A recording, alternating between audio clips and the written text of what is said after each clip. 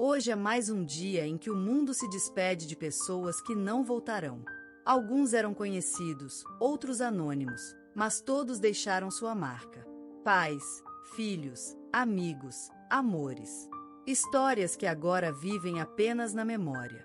Este vídeo não é só uma lista de nomes. É um tributo silencioso àqueles cuja jornada terminou. Assista até o fim. Dedique um momento de respeito. Inscreva-se no canal, para que a memória deles nunca se apague. E agora, começamos! Neste mês, o Brasil se despediu de Clarice Moura, compositora, maestrina, poeta e defensora incansável da arte como forma de cura e resistência. Sua música era feita de silêncios atentos, memórias coletivas e vozes que antes não eram ouvidas.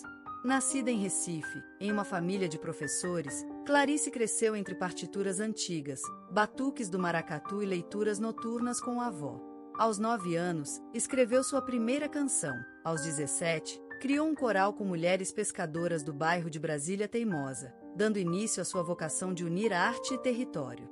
Estudou composição e regência na Universidade Federal da Paraíba. Mais do que diplomas, acumulou encontros com culturas afro-brasileiras, com tradições indígenas, com vozes anônimas que transformou em música coral. Fundou o coletivo Vozes do Chão, que levou apresentações gratuitas a presídios femininos, quilombos e escolas públicas. Em 2004, foi agraciada com o Prêmio Nacional da Música Brasileira, na categoria Inovação em Práticas Coletivas, reconhecendo sua criação de arranjos vocais baseados em cantos populares esquecidos. Em seu discurso, disse: "A música que me interessa é a que reencanta quem já não canta." Nunca buscou o estrelato. Recusou propostas de gravadoras e aparições em programas de televisão. Preferia ensaiar com crianças em praças ou construir melodias com mulheres que nunca haviam pisado num palco. Casou-se 2 vezes, teve uma filha, Maíra, e criou 4 afilhados. Em casa, gostava de cozinhar escutando chuva, escrever bilhetes à mão e andar descalça. Teve períodos de silêncio criativo. Após uma crise depressiva aos 53 anos, passou 2 anos sem compor. Depois, voltou com a obra Caderno Azul, uma série de peças corais compostas a partir de cartas anônimas. Nos últimos meses de vida, enfrentou um câncer no fígado com serenidade. Seu último concerto foi à beira do rio Capibaribe, com participação de ex-alunas, lavadeiras e instrumentistas populares. Ao se despedir, sussurrou: "A música não termina, só muda de lugar." Morreu em Recife, na mesma casa onde compôs suas primeiras partituras, cercada por plantas, tecidos, silêncios e vozes que ainda ecoam. Clarice Moura deixou para trás não apenas memórias, mas uma era inteira encarnada em suas palavras, ideias e alunos.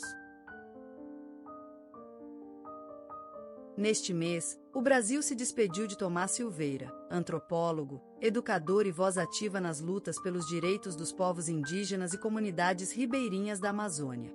Sua obra não foi apenas escrita, ela foi vivida, documentada nas estradas de barro, nos barcos de madeira, nas aldeias esquecidas pelos mapas. Nascido em Santarém, no Pará, em uma família de pescadores e professores, Tomás cresceu ouvindo histórias à luz de lamparina e aprendendo o nome das árvores como quem aprende os versos de um poema. Aos 15 anos, perdeu o pai em um acidente de barco, e esse luto o empurrou para os livros, para a escuta, para a busca do porquê. Formou-se em Ciências Sociais pela Universidade Federal do Pará e mais tarde concluiu o doutorado na USP com uma tese intitulada Território e Memória, os cantos que desenham fronteiras. Durante mais de 4 décadas, documentou culturas orais em extinção, escreveu ensaios e organizou encontros entre lideranças indígenas e universidades. Em 2007, recebeu o Prêmio Darcy Ribeiro, concedido pelo Ministério da Cultura, pelo conjunto de suas ações em favor da preservação de línguas nativas e pela criação do projeto Ouvir para Viver, que fundou escolas bilíngues em 5 aldeias do Xingu. Apesar do reconhecimento, recusava a fama. Dizia: "Se o nome aparecer mais que a causa, apague o nome." Vestia-se sempre com simplicidade, carregava um caderno velho e uma caneta amarrada por linha de pesca. Foi casado por 32 anos com a fotógrafa Maria Helena, com quem teve 2 filhos. Em casa, era contemplativo, gostava de ouvir música instrumental, fazer tapioca para o café da manhã e cuidar das plantas da varanda, que, segundo ele, revelavam quando um dia seria bom. Enfrentou a doença com dignidade. Diagnosticado com uma enfermidade degenerativa, passou os últimos meses escrevendo cartas para seus ex-alunos, deixando conselhos, provocando perguntas. Sua última aparição pública foi em Belém, em uma roda de conversa com estudantes, onde disse: "O futuro precisa de raízes. E raízes precisam de escuta." Morreu em Santarém, na mesma casa de madeira onde havia nascido, cercado pela família, com os livros marcados, os mapas abertos e o coração sereno. Tomás Silveira deixou para trás não apenas memórias, mas uma era inteira encarnada em suas palavras, ideias e alunos. O homem que enche estádios, que canta como se confessasse segredos, que escreve versos como quem se despe da alma. Um artista que carrega nos olhos a ternura de quem ainda acredita no amor, mesmo tendo o coração exposto tantas vezes ao frio da fama. Um nome que virou sinônimo de sucesso, de romantismo moderno, de brasilidade com doçura. O menino do interior que virou gigante sem jamais deixar de cantar com o peito. Mas antes de tudo isso, antes da primeira música estourar nas rádios, antes do primeiro fã desmaiar no show, antes da luz e do eco, havia o silêncio. O silêncio de uma casa simples. O calor do colo de uma mãe. O cheiro de café passado. A voz do pai chamando pelo quintal. E o som antigo de um rádio ligado, onde Zezé de Camargo e Luciano falavam de paixões que Luan ainda nem conhecia. Luan Rafael Domingos Santana nasceu no dia 13 de março de 1991, na pequena cidade de Campo Grande, Mato Grosso do Sul. Mas foi em Jaraguari, um vilarejo ainda mais pequeno, que ele aprendeu o valor do tempo lento. Ali, onde as noites tinham estrelas visíveis e os dias cheiravam a terra molhada, começou a nascer a sensibilidade do menino que ouvia mais do que falava, que sentia mais do que demonstrava. Seus pais, Amarildo e Marisete, eram pessoas de fé, simples, trabalhadoras. Amarildo, funcionário bancário, era o equilíbrio. Tinha um olhar sério, mas mãos que sabiam acalmar. Marisete, dona de casa, era flor e aço, tinha a voz doce e os gestos firmes. A casa deles era pequena, mas cheia. De sons, de risos, de cheiros.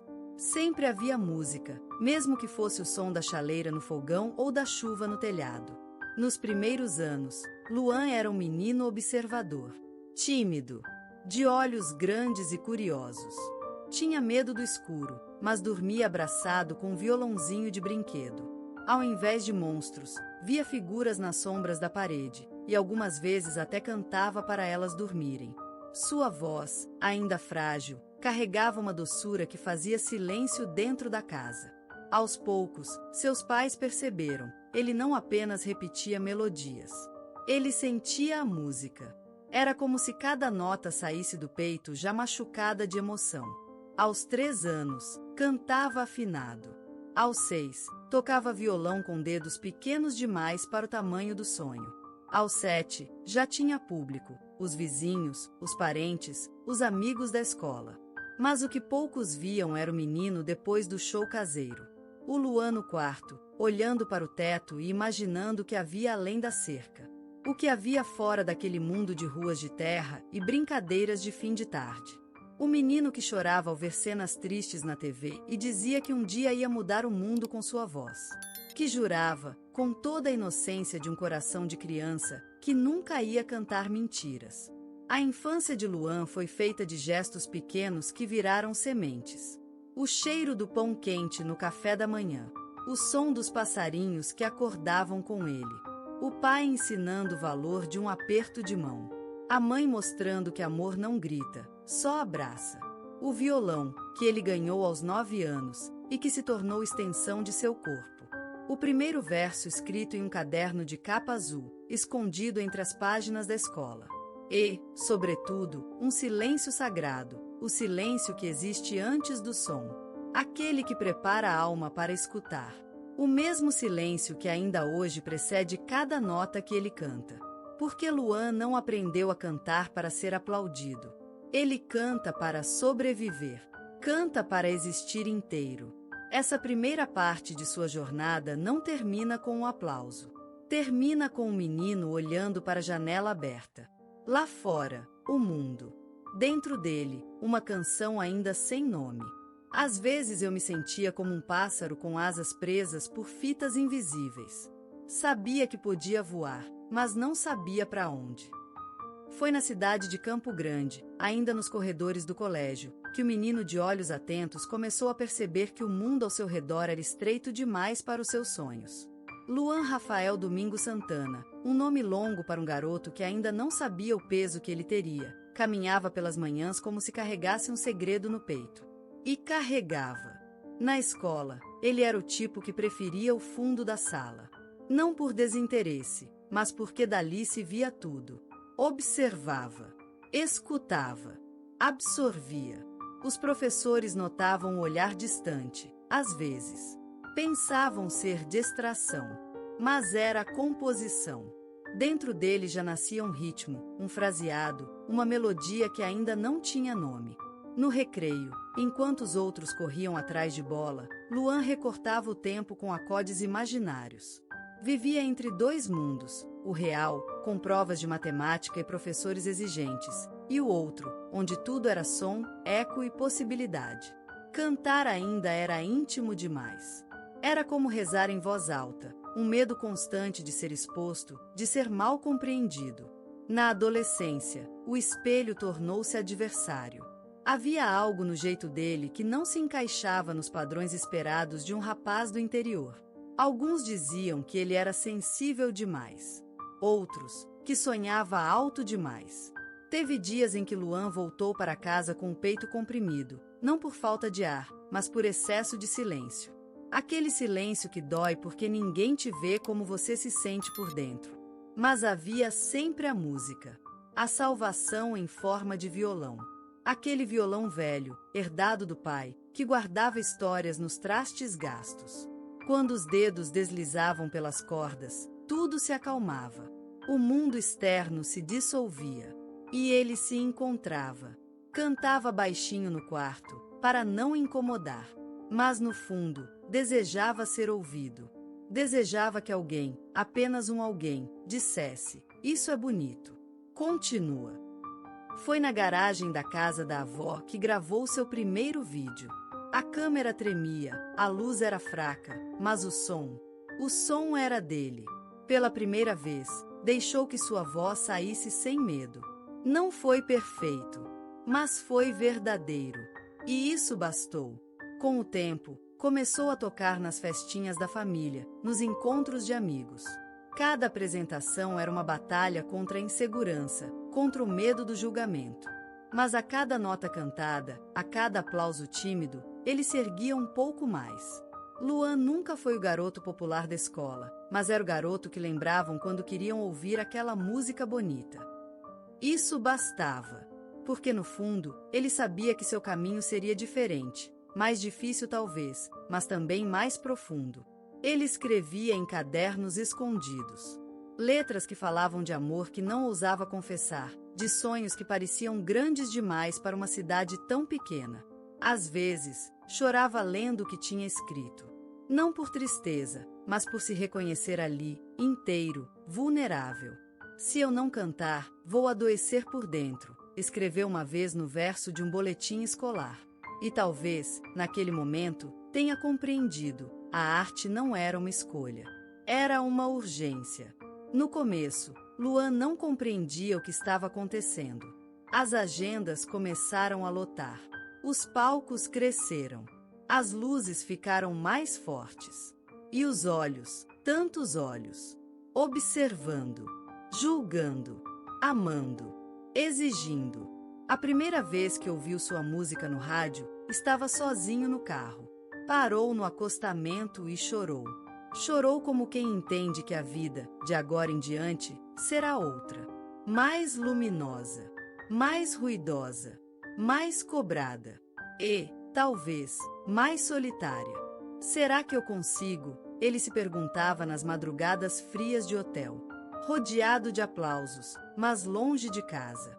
O quarto, por mais luxuoso, não tinha o cheiro do café da mãe nem o silêncio da rua onde cresceu.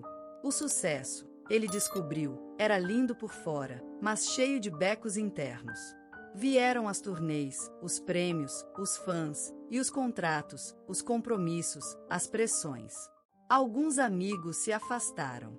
Outros se aproximaram pelas razões erradas. Houve traições sutis, palavras ditas por trás, risos que escondiam cálculo. Luan, com o coração ainda de menino, precisou endurecer. O maior aprendizado, porém, veio de dentro.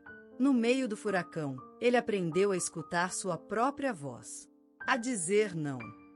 A criar por verdade, e não por tendência. A chorar sem medo.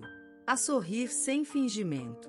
Descobriu que o maior palco é o que construímos dentro de nós mesmos.